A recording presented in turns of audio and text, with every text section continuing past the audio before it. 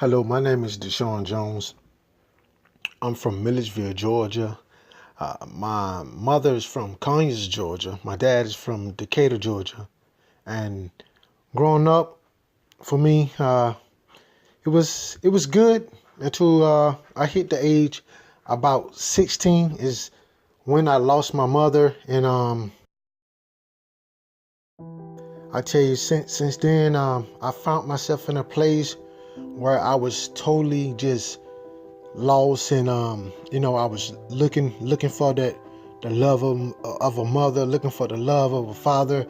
And so I found myself hanging out with the older guys. And in the midst of that, I was playing football, very very good at it. I got many scholarships, but I found myself getting into trouble. And it led to me getting arrested twice in 1 week. So I found myself getting kicked off the football team. And so now the anger that I had in my heart towards the Lord was now at an all-time high, because I was thinking like, Lord, you see where my family, where we living at, and my mom died, and now I'm not able to play football. And I just felt like the Lord have taken away from me two of the things that I love the most. And so now I was at a stage in my life where I didn't care about living or dying. And so at the same time, this gang in my neighborhood had got very popular back in the 90s. So I found myself being attracted to it. I never really wanted to be in the gang, but because my popularity, the guys that were in the gang, they gave me like the highest ranking that you can get into a gang.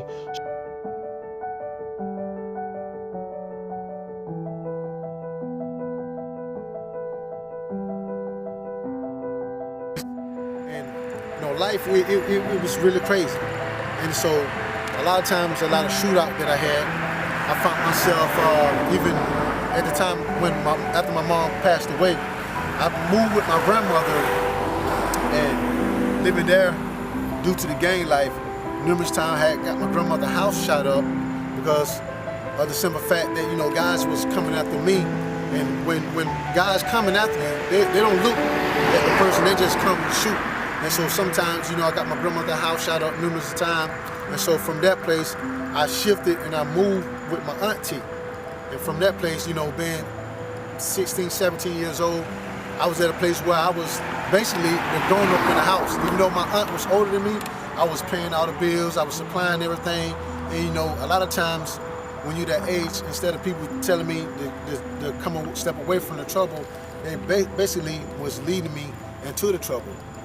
And so, I found myself supplying even, own family members at the time, paying their bills and everything. So, they really didn't shift me and turn me from that place or that lifestyle. So I found myself going more and more into that lifestyle.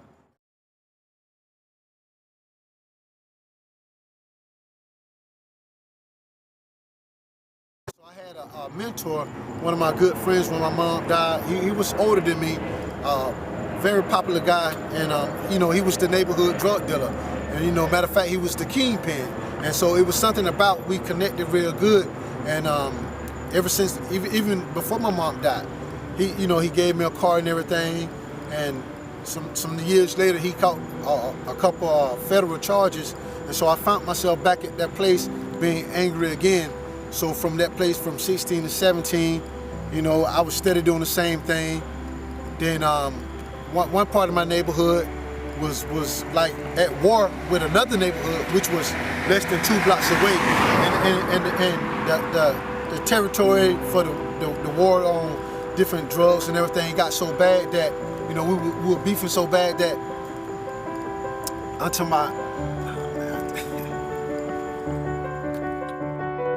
getting involved with them, a lot of guys from my neighborhood. And so now I find myself being part of a gang. So it wasn't an easy thing, because majority of the time wherever you go, you had to fight or this or that. But I found myself just working their way out. And one day I was at a basketball game, and I saw my wife. well, at the time she was my girlfriend. And so I said in my mind, I said I had to have her. I had to make her my wife. And so, I kept pursuing her. We end up talking, and years later, we end up getting married. But at the time, I did not know the Lord. I knew of the Lord, but I did not truly know the Lord. And so one day, when I was asleep, my wife was blowing in my mouth. So I thought I was dreaming. At the time, I didn't understand what she was doing. Later on, the Lord revealed it to me one day when I was driving in the truck, because I drive a truck for a living. And so as my wife was blowing in my mouth, I woke up the next morning and I asked my wife, I said, "What are you blowing into my mouth?" And she started laughing. And so I'm like, man, this girl going crazy, blowing in my mouth. And so, I didn't understand what was going on. Later on, when, she told me, then the Lord revealed it to me that she was blowing new breath into me, from the old man. And so from that place of me having dreads, one day I decided to cut them off because they had got so long they was down by my butt. And so it was hard for me to sleep. When I was trying to get up, it pulled me back down. So I went to Georgia one day and I cut them off. And when I came back, the pastor said, "Now I can use you."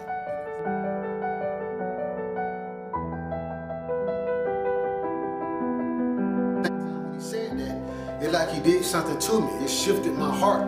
So I found myself not going to church. So I found myself now back at a place of hurt. And so from that place of being hurt, I was telling myself that, you know what? I'll never go back to church.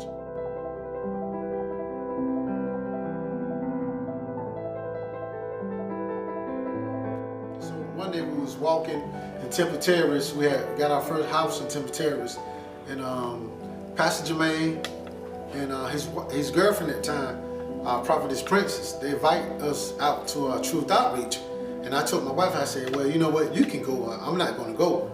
And so they had some type of community fun day, and we pulled up. My wife got out of there, and I went back home. I watched some football, and later on I came back and picked my wife up, and they was trying to minister to me. So I was like, you know what, I'm good right now. And so I found myself coming on a Sunday.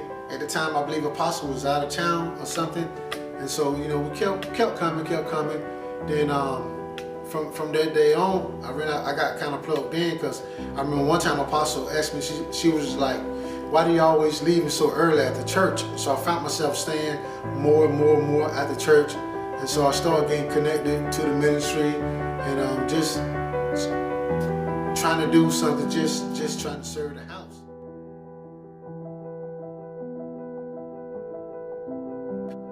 Place,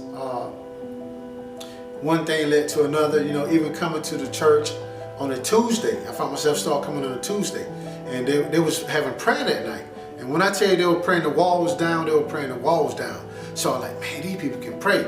And so when the apostle Brother Deshaun, bless the offering. And I'm like, bless the offering? And so I was so scared, I started to sweat, feeling real nervous. And she was like, "Go ahead, Brother Deshaun, bless the offering." So I found myself blessing the offering, and I still kept coming. Then I found myself praying, and because I never really prayed in my entire life. I never prayed. And coming to a house, that's like one of the main things. The culture of the house is prayer, and I'm talking about, I was so afraid, because, like I said, they can pray. One person can pray, the next person they can pick it up and they can go. And so I found myself now in a new arena. And so, the only thing I can do was really humble myself. And so the more and more I began to pray, I found myself being able to flow more and more. Then from that place, I never forget, one day Mom told me, she said, Apostle Kelly told me, the Lord told me to ordain you as a deacon. And so she said, "Go look up a deacon." She said, "You're already operating a deacon.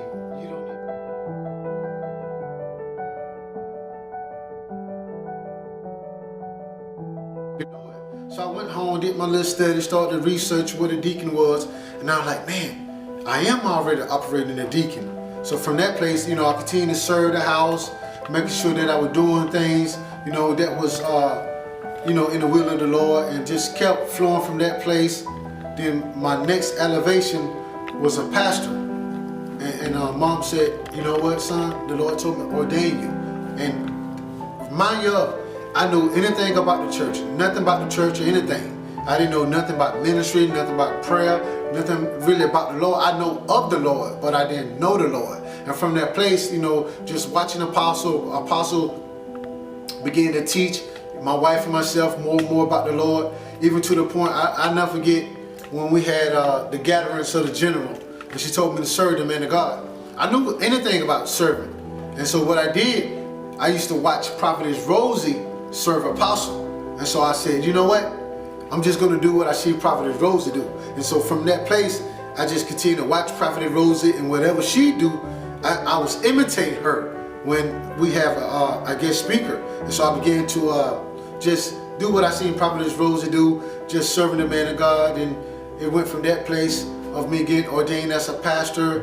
And so, you know, I find myself now here as a pastor, and instead of learning, instead of continuing to just move forward,